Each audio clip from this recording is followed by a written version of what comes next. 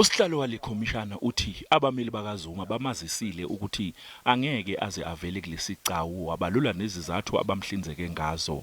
He was busy preparing for his criminal trial,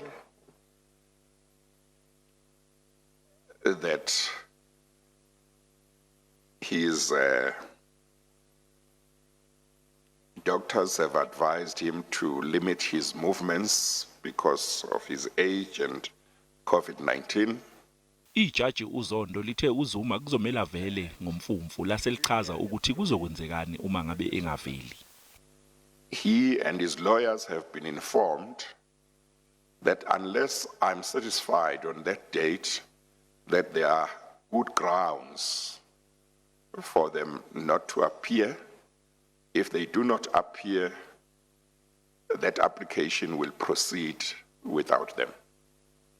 uZondo ucacisile ukuthi akekho ufakazi ozotshela isigcawu ukuthi yena ufuna ukuvela nini, wathi ngufakazi okumele ezwe ngaleKhomishana ukuthi uzovela nini kuyona.